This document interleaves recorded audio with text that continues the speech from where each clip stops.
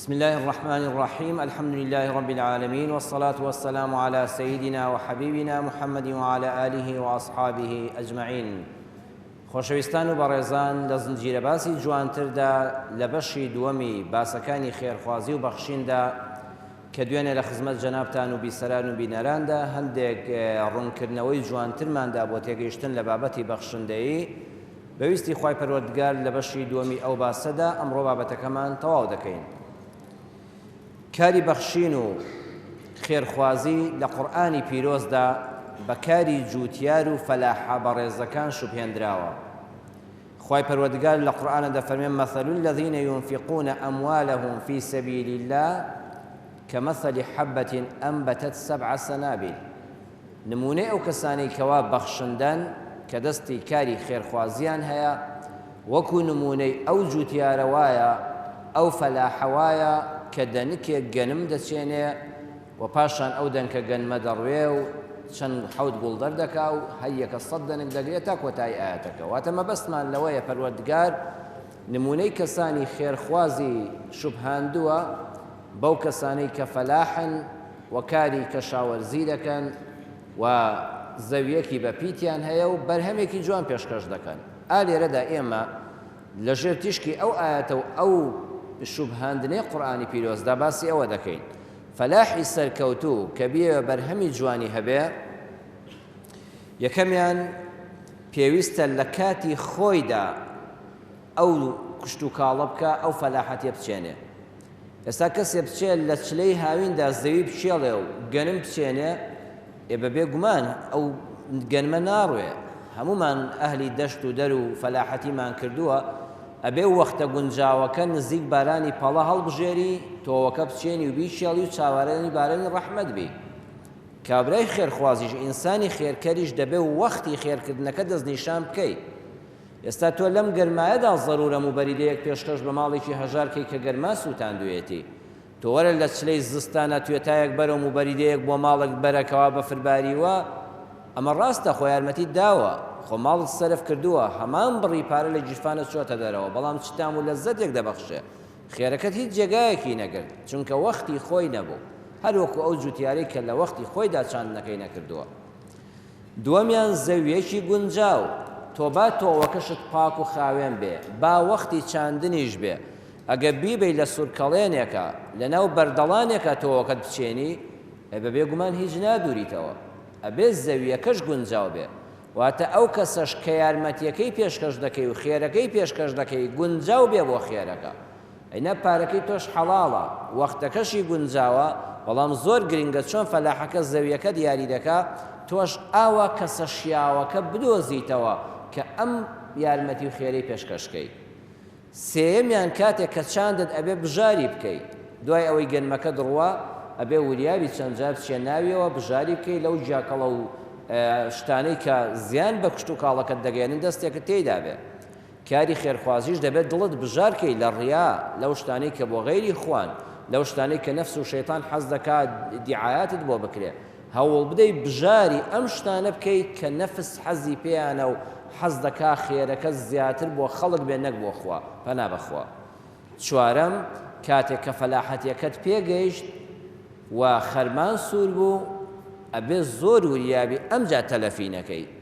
ئەمجا خەرمانەکەت پێگەیشتەوە وریابی نەسووتێ،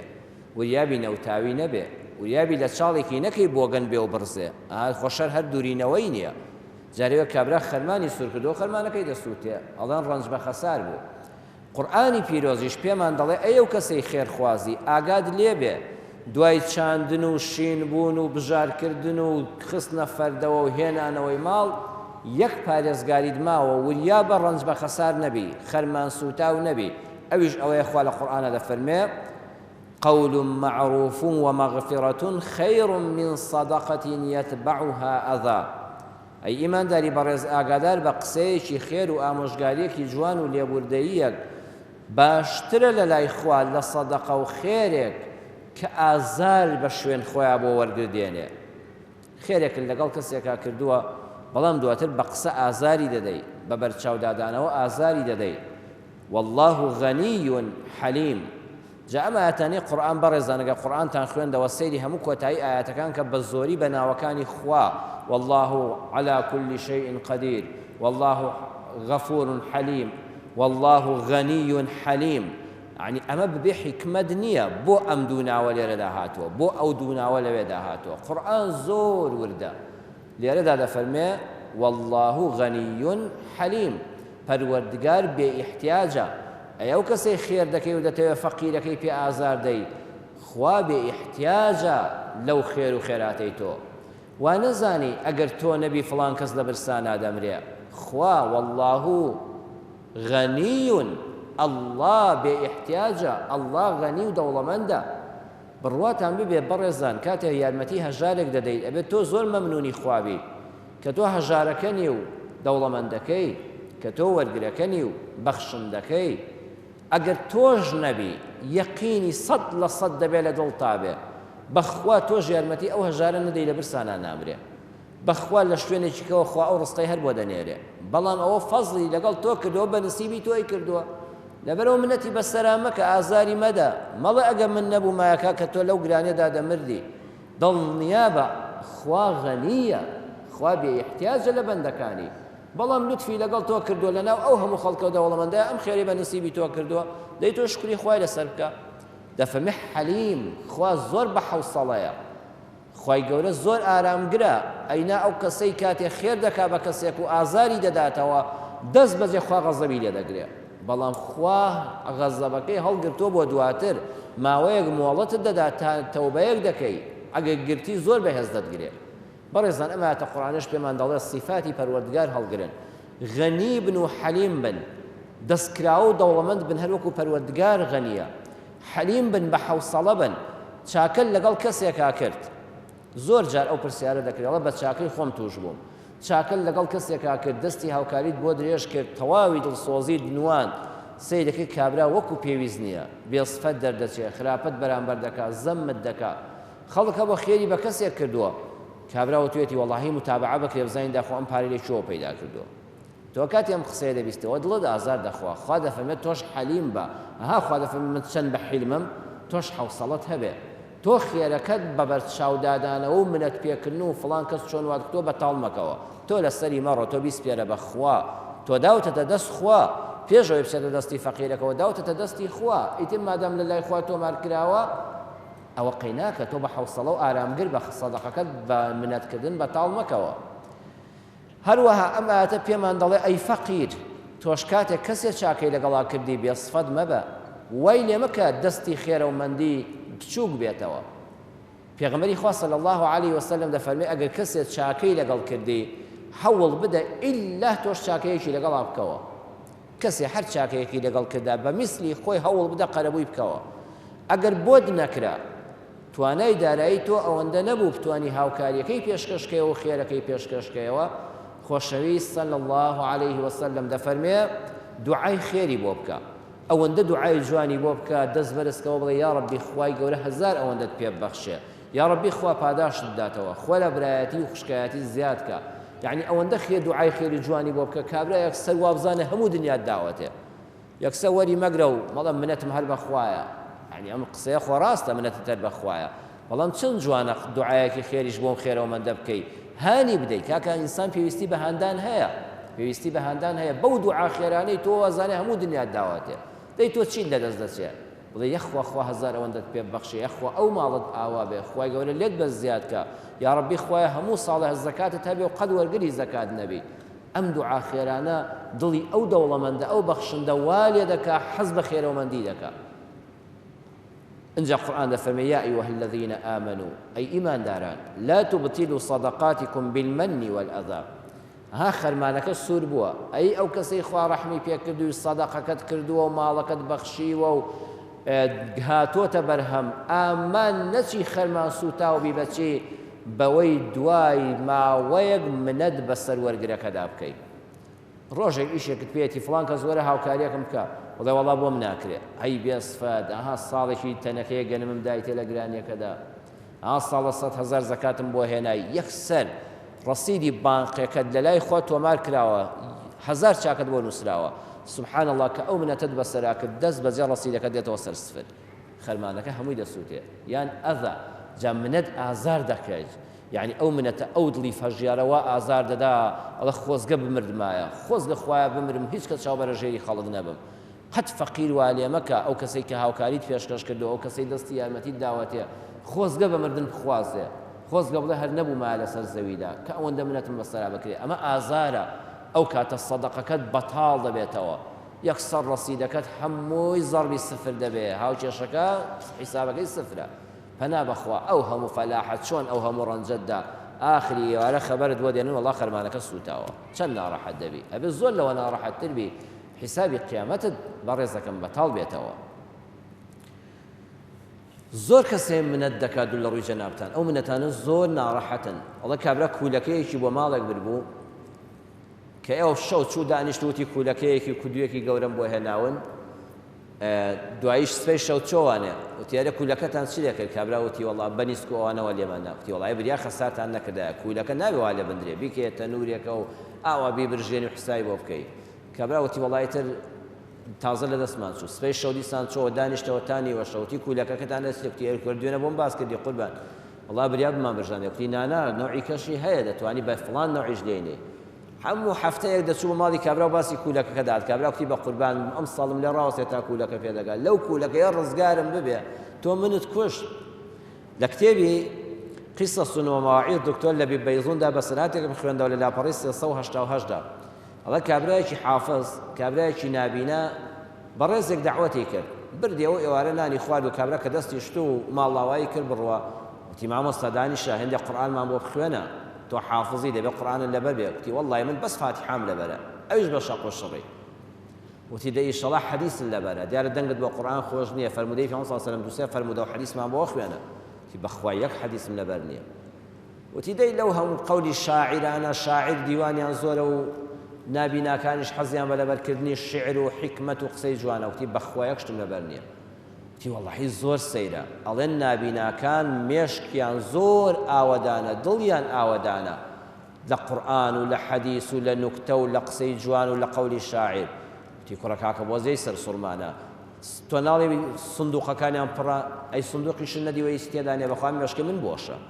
بەهالە ناو هەزار سندوقی پڕا سندوقێکی خاڵی هەبێت تۆ نانێکت داوە بەم دەوێت شعری شانامەم پێ بخوێنێەوە نابێت کابرا یعنی دانیشتۆ نانێکت پێداوە 6 ساعت حکایەتت بۆ بجێڕێتەوە پارەی نانەکەی لێ بستێنێەوە ئەبێ منەتی بەسەرا نەکەی کەواتە ئینسان ئاگادار بێ ئەو خێر و چاکانەی کە دەیکات بە منەت و بە ئازاردانی بەرامبەرەکە بەتاڵی نەکاتەوە خاڵێکی تر لە مەسەلەی جوانتر حاڵی بوون لە خێرخوازی ڕێز لە کەسی خێرخواز بگیرێ سەیری ئاینی نەکرێت ئێمە وا دەزانین جاری واڵام فڵان کەس خێرکەرە کوڕ وەڵا خێرەکەشی پیسە فڵان کەسی نوێژ نەکرد فڵان کەسی عەرەخۆر کوڕە بەخوا خێر نەکا باشترە ئەوە هەر خێرەکەشی پیسە بەڵام بڕوا بکەن لە ئاینی ئیسلام داوانیە کاری خێرخوازی ئیلا دەبێت ڕێز لە خاوەنەکەی بژیرێ بە بەڵگەی چی بە بەڵگەی ئەوەی کە پێغەمبەری خوا صلی الله علیه وسلم کچەکەی حاتەمی تێی بینی جەنابتان هەمووتان ناوی حاتەمی تێیتان بیستووە یعنی کە لە سەخاوەتان مەشهور بۆ زۆر سەخی بووە کابرا کە سەخی بڵێ کوڵەی حاتەمە ئەوەندە سەخیە کاتێ حاتەم بە کافری مرد بە بتپەرستی مرد نەک نوێژ نەکرد بوو هەر بتی دەپەرست پەنا بەخوا هاوبەشی بۆ خوا دادەنا کە گەورەترین گوناهە خوا بەس لەوە خۆش نابێت پێغەمبەر صلی الله علیه و سلم کچەکەی بینی زۆر حرمەتی گرت زۆر ڕێزی لێگرت فەرمووی باوکی بە ڕێزی تۆ ڕەوشتە بەرزەکانی خۆش دەویست خۆزگە لە ئەهلی ئیمان بووە و هەزار ڕەحمەتمان بۆ بناردایە زۆر ڕێزی کچەکەی حاتەمی دەیگرت پێغەمبەری خوا صلی الله علیه و سلم حتا هەندێک دەفەرموون جبەی مبارەکی داناوە فەرموویەتی کچەکەم لەسەری دانیشە چونکە باوکی تۆ لە ساڵی گرانی و نەبوونی و قات و قڕیدا دەستی کۆمەکی بۆ خەڵک درێژ کردووە ها ئەگەر پیاوێک کافریش بێ هەر دینێکی هەبێ هەر بیر و باوەڕێکی هەبێ مادام بەخشندەیە مادام دەستی کەرەمی هەیە مادام دەستی هەژاران دەگرێ خێرەومەندی هەیە خەڵکی دەکە خات و قڕی ڕزگار دەکا نابێ بڵێ ئەوە نوێژ نەکەرەکە ئەو مەسیحیە ئەو جوولەکەرە ئەو ئەمریکیە ئەو بەریتانیا کوڕە بابەوە خێرەکەشی پیسە لە دینی ئێمەدا قسەی وامان نییە ئەبێ ڕێز لە ماڵ و منداڵەکەشی بگری بڵێ مادام باوکتان پیاوێکی بەخشندە بوو یارمەتی خەڵکی دەدا ئێوە بنەماڵەیەکی بەڕێزن ئەمە تێڕوانینی ئاینە هەر کەسێ دەستی خێرەوەمەندی بۆ نمونە هێنایە ئەم کوردستانەوە نایە بڵێن ئەو کافرانە ئەوە هەر ماڵوێرانن بەین مادام دەستی خێرخوازی تێناوە و نێتێکی خێرت هەیە هەر کەسێکی هەر ئایدۆلۆژیایەکت هەیە پێغەمبەری ئێمە صلی الله علیه وسلم ڕێزی خێرخوازانی گرتووە سەیری ئاین و ئایدۆلۆژیای نەکردووە. پێغەمبەری خوا صلی الله علیه وسلم فەرمودەیەکی هەیە دەبێت زۆر بە وریایی لێ حاڵی ببین. لە صحیحی مسلمە بە ژمارە فەرمودەی 2984 فەرمودەکە هاتووە. صحابي برز أبي هريرة فرمي بيغمبري خوا صلى الله عليه وسلم بوي جرينا وفرمي بينما رجل يمشي بفلات من الأرض فسمع صوتا في سحابة كاتب بياوك بابيابانك هذا رويش جوي لدنجي هوريك بو جوي لدنجيك بو لناو هوريك ودهات خوشويست أوي بو جرينا باص صلاوات بو ديداري وزات بنيرين. اللهم صل على سيدنا محمد وعلى آله وصحبه وسلم. اللهم صل على حبيبنا محمد وعلى آله وصحبه وسلم. اللهم صل على شفيعنا محمد وعلى آله وصحبه وسلم. سرور ما فرموي كابراك ببيابانك بصحرايك دروي جوي لدنجك بو لناو هور بو هورك دسسري بو كات نزيكي بهار اوانبو او بيويز بو وكشتوكال هورك شرب بو جوي لدنجك بو جوي نزرينغا بو جوي لدنجك واقعي بو لناو هورك وبيدود اسقي حديقة ماءه اسقي حديقة فلان أي هورك برو آوكد برجينا بو باخي فلان كسو آويدا دفمن لو كاتدا رك هورك بارانكي خوينار دخواروا شيو دولكان كوبونا آوكد شو شيويكوا كابرا بشوين آوكدا روي حديثك دفمن كاتك كبشوين آوكدا روي سيري كروا جوتياريك بياويكي بريز يوكو جنابتان لناو مزرعوش يلقاكي دايا خاك نازكي بدستو بيالكي بيو خريشي آودانا دەڵێ ئەی خوا لێت بە زیاد بێ بەخوا پێویستیم بە ئاو بوو لە خۆشییانە خێرا جۆگەکان ڕێک دەخاو نەمامەکان و زرعاتەکەی ئاو دەدا. کابرا لێ نزیک بۆ وتی ناوت چییە؟ کابرای جوتیار وتی ناوم فڵان کەسە ڕێک ئەو ناوە بوو کەوا لە ناو هەورەکەدا گوێی لێ بوو. دەڵێ وتی بۆ لە ناوم دەپرسی جەنابەت ئیشێکت بە منە وتی وەڵڵی کاکە من شتێکی ئاوام بینی خوا خۆی ئاگادارە لەناو ئەو هەورەوە گوێم لێ بوو یەکێ پێیوت ئەی هەورەکە بارانەکەت ببارێنە بۆ مڵکی فڵان کەس و بۆی ئاودا واللهی بە شوێنیان هاتوومەینا من جەنابەتم قەت نەدیوە تو خوا پێم بڵێ تۆ لە خۆشەویستانی خوای چ کار و کردەوەیەکت کردووە تی واللهی برا من جوتیارێکی هەژارم کابرایەکی دەستقڵی شاوم ئەوەی کە دڵم پێخۆش بێ و ئینشاءالله ئەمەی تۆ موژدەی خێرە ئینشاءالله ڕەزابەندی خوای پێوەیە من کارەکەم ئەوەیە کاتێک کە ساڵانە بەرهەم هەڵدەگرم لەم مەزرعە و باخە هەموو شتەکەی من ئەمەندەیە لەسەر ئەمە خۆم ماڵمداڵم دەژێنم فأتصدق بثلثه یەکسەر سێیەکی جا دەکەمەوە بۆ خێر و خێرات و هەژاران وآكل أنا وعيالي ثلثا خۆم و منداڵەکانم و ئەوانەی نەفەقەیان لەسەرمە سێیەکی دەخۆین بۆ خۆمان وأرد فيها ثلثه سيكشي لم برهمي أم صالة جرمو بباخكو بي آودان دكمو أم فرمودية روجي جملة بان خوازي ولا نو السارة شرحي دا كده يقول أقل نوصت هزارد معاشها بو أقل دتوي خوالد رازي بيك بس يكرتو سياستي بك بخير سياستي بو خوتو مالو من دالت سياستي شي بخنا وأويش والساريك بي تعميك دوكانك لي زيادك بلام أم شرحها ليا ئەوە لەوەیە کابراایك بە پێی ئەم قسەیە کار بکە یەکسەر ماڵوێران دەبێت چونکە تۆ 900 هەزارت معاش بێ بە سیاسەتی ناژێ ئەم فەرمودەیە پێمان دەڵێ بیکە بە سێ کەرتەوە ماڵ و منداڵەکە لەوە ئەچێ 600 هەزارت بوێ هەتا ژیانێکی کامل پێکدەنی کە 600ت بۆ خۆت گلدایەوە بەشی دووەمیان 100 هەزاریان بکە بەخێر 50 هەزاری بکە بەخێر بەشێکیشیان لەبیر مەکە هەر هەمووی مەخۆ ئەوەی ساڵانە دەستت دەکەوێت بەشێک پاشەکەوت کە بیخە تعمیری ئەو ئیشەوەکە هەتا تعمیر و تەنمیە یعنی کابرا باخێکی هەیە بە هەموو بەرهەمەکەی نەخوا ساڵی نیودۆنمێک زیاد کە لە مڵکەکەت دوکانێکت هەیە ساڵانە شتێک پاشەکەوت کە ساڵی 20 وەرەقەیەک 30 وەرەقەیەک پاشەکەوت کە بە ئومێدی خوا پاشی 500 دوکانێکی بکەوە پاشی 500 دوکانێکی بکەوە خوا ئەو کەسانی زۆر خۆش دەوێت کابرا عەرەبانەیەکی بچکۆلەی هەبووە پاشەکەوتی کردو پاشەکەوتی کردو دوکانێکی کردێتەوە دوایی مەطعەمێکی کردێتەوە دوایی چەند مەطعەمی هەیە ئەمە ڕێک حەدیثەکەی پێغەمبەر صلی الله علیه وسلم پێمان دەفەرمێ بەشی خۆتی لێ هەڵگرە بەشێکیشی بکە بە خێر سەدەقەکەشت لەبیر نەچێ بەڵام حەدیثەکە ئامان وەگۆ مامۆستا بەڕێزەری گوت ئاوا نییە بڵێ ڕێک بی کە بە سێ کەرتەوە ئەگەر 900 هەزارت دەستکە و 300 ڕێکی بکەی بەخێر وەڵا دوای ماڵ و منداڵەکە لێ تاڵدەستن دوای محتاجی خەڵک دەبی ئەگەر لێ بەشی خێرەوەمەندی بەشێکیش هەمیشە هەوە بدە پاشەکەوتت هەبێ بەرهەمی ساڵەکەت ئەگەر 10 ملیۆنت دەستکەوت بە ملیۆنێکیان مەخۆ دوای 3-4 ساڵ ئەم 4-5 میلیۆنە دیسان پرۆژەیەشکەی پێ بکەوە بەرهەمەکەت با بەرەو پێشەوە بڕوە هەم پێت لە زانستی اقتصادا پێڵەن تعمیر و تەنمیە هەم تعمیری بابەتەکەتی پێ بکە هەم گەشەی پێ بدە پرۆژەکەت گەورە بکە خوا ئەمەی زۆر پێخۆشە خوا ئەمەی زۆر پێخۆشە پێغەمبەری خوا صلی الله عليه وسلم دەفەرمێ سێ موژدەی داوە ما نەقەسەت صەدەقەة من مال دڵنیا بە خێر و بەخشین لە ماڵەکەت کەم ناکاتەوە یەکێ دەڵێ من 100,000 پێ ئەگەر 10,000 پێ بەخشی بە هەموو عەقڵ و مەنتیق پێ دەڵێم 90,000 پێ ماوە ئەتەوەنی کەمی کردەوە زانایان دەفەرمون الزيادة التي تحصل بدل الصدقة إما كمية وإما كيفية أو زيادة كبروردگار بۆت پڕ دەکاتەوە لە بەخشیندا بە دوو جۆرە یان چەندیەتیە یان چۆنیەتیە مثال الكمية چۆنیەتەکەی ئەوەیە أن الله يفتح لك بابا من الرزق ما كان في حسابك تۆ بەخشیوتە ملیۆنێکتەوە 100,000 بەخشیوە 900 ماوەتەوە کەمی کرد بەڵام دڵنیا بە وعدی پێغەمبەر صلی الله علیه وسلم ئەگەر سەدەقەت قبول بێ خوا دەرگای ڕزقێک لێ دەکاتەوە قەت تەوەقوع نەکردووە قەت نەتدەزانی تووشی ئەم کەسابەتە خێرە دەبی ئیلا خوای گەورە بەچی قەرەبوت بۆ دەکاتەوە نەک ماڵەکەت پەک ناخا زیادی دەکا بەوەی پرۆژەیەکت دێتە بەردەست کە تۆش لە خەونی شەویشتان نەبووە تووشی ئەم خێر و بەرەکەتە بی والكيفية چۆنیەتەکەی أن ينزل الله لك البركة فيما بقى من مالك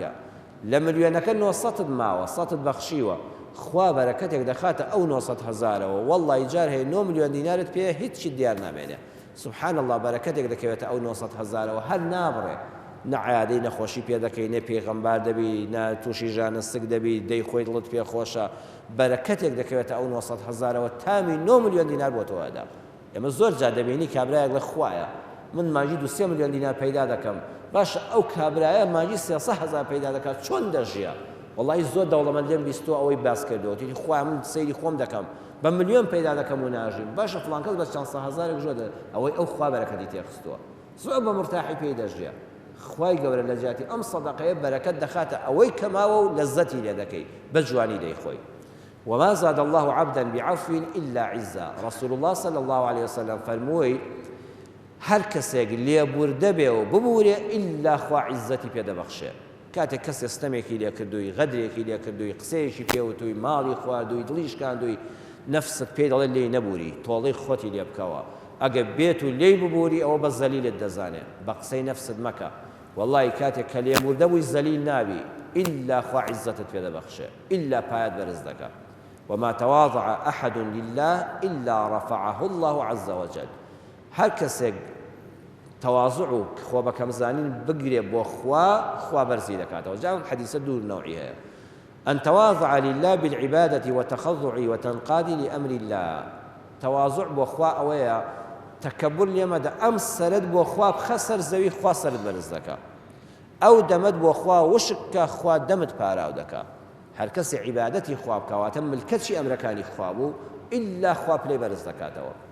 دووەمیان ڕێز لە بەندەکانی خوا بگرێت تەکەبور بەسەر خەڵکا لێمەدا لەبەر خاتری خوا نەک لەبەر دەوڵەمەندیەکەی ئەوە پێڵاو بۆ خەڵکدانی لەبەری بەڵکو خێرێکت پێ بکە بەڵکو هاوکارێکت بکە بەڵکم فڵان مەسوول تەلەفۆنێکت بۆ بکە بۆ ئەمە نا هیچ منەتێکی دنیایت پێی نییە بەس بڵێ خوایە گیان ئەمە عەبدی تۆیە حیفە تەکەبور لێدەم با لەبەر خاتری خوا ڕێز لە بەندەکانی خوا بگرم تەواضع بنوێنە ئیلا خوا تۆ هەر بەرز دەکاتەوە حتا بەرز بێەوە خۆت تەکەبوراویکەی وەک دووکەڵی ئاسمان وای بە هەوادا دەڕۆی حتا وەکو تەواضع بنوێنی وەکو گوڵەگەنمی پڕوای تا بەری درەخت قورستر بێ سەری نەویترە ئەوەی کەوا گوڵەگەنمێک پوچە سەری بارزە ئەوانەی مێشکیان پوچە دایمە ملیان لە حەوایە دایمە لوتیان ئاوایە ئەو کەسەی کەوا سەری پڕ لە عیلم و عەقڵ و ژیری و سەخاوەت و پیاوەتیە دایمە نزمە و چونکە داری پڕ بەرهەمە قورسە ئەوانش کە قورسن تەواضعیان هەیە نیشانەی گەورەییانە کۆتایی وتارەکەمان بە فەرمودەیەکی پێغەمبەری خوا عەلەیهی سڵاو وسەلام لە بوخاریدا بە ژمارە فەرمودەی 12 و ئیمامی موسلیم بە ژمارە 39 متفق عەلەیهی هاتووە پیاوێک پرسی ئەیول ئیسلامی خەیرم باشترین ئیسلامەتی چییە فەرمووی تطعم الطعام وتقرأ السلام على من عرفت ومن لم تعرف خواردن بدە بەو کەسەی کەوا دەیناسی و نایناسی سەلامیش بکە لەو کەسەی دەیناسی و نایناسی ئەم حەدیثە غەڵەتشی نەکرێتەوە ئەمە لە بەرنامەی جوانتردا دەمانێت جوانتر لەم چەمکانە تێبگەین یعنی هەر کابراایەکە لەو بازاڕە بینی بیناسی و نەیناسی ئاوا مەکە بچی ئەو بازاڕی شێخەڵای بە هەردوو دەست سەلام بکەیت وا خەڵک لەم کابراایش شێت بووە وڵا دوو جار مناڵ بە دوو دەکەوێت ئەبێ ناکرێت سەلام لە ملیۆنە خەڵک بکەیت یان کابراایەک لەسەر جا دەبینی ئەرە کاکە تۆ خەڵکێنی با بڕۆین ئەم شۆ میوانی من بە دەبینی دوای ماڵەکەت دەبڕێ دوای بڵێ وەڵا خەت هەیە حەدیسەکە بوو ئەم حەدیسە پێمان دەڵێ لە کاتی بەخشینی نان و ئەوانەدا لە کاتی سەلامکردندا سەیری ئاینی خەڵک مەکە تۆ تەلەبەی لە داخیلیەکە تەلەبەیەکی لەگەڵە کاکەیە یەکێ یەزیدیە یەکێ مەسیحیە سەیری ئاینی مەکە هەوڵ بدە تۆ خواردنی پێشکەشکە هەوڵ بدە ئەگە خواردنی هێنا لێی وەرگرە برایەتی و خۆشەویستی دروستکە قەت سەیری ئەوە مەکە فڵان کەس نوێژ دەکات نوێژ ناکە فڵان دراوسێم ڕووی لە خوایە ڕووی لە خوانیە حەد دەستی هاوکاری خێریەکەت هەبوو لە پێشەوە بۆ ئەوی بەرە تۆ بە ڕەفتارە جوانەکانی نیشان دەکا کە ئیسلامی من ئەمەی پێیە مەڵێ وەڵا فڵان کەس چونکە نوێژ ناکە نابێ مەرحەبایی بکەم فڵان کەس چونکە دیندار نییە نابێت سەلامی لێ بکەم بەخوا سەلامم لێ نەکات سەلامی لێ ناکەم بیناسی دینی چۆنە ئەخلاقی چۆنە ڕەوشتی چۆنە حەقی ئەوانە نەبێت لە پێشەوە تۆ مەردایەتی بنێت تۆ دایمە سەلام بکە تۆ سەلام بکە و خواردنیش ببەخشە سەیری ئایدۆلۆژیا و دینی خەڵکمەکە ئەو ڕەب العالەمینە کە نان دەدا بە خەڵک سەیری کافر و موسڵمان ناکە صفاتی پەروەردگاری هەڵگرە تۆش خواردنەکەت پێشکەش بە هەموو کەسکە بە بێ جیاوازی ئایدۆلۆژیا و ئاید داواکارم لە خۆی پەروەردگار لە دینەکەی خۆی باشتر شارەزامان کە وەسەلام عەلەیکم وەڕەحمەتوڵڵاهی وەبەڕەکاتوه و سوپاس بۆ ئامادەبوونتان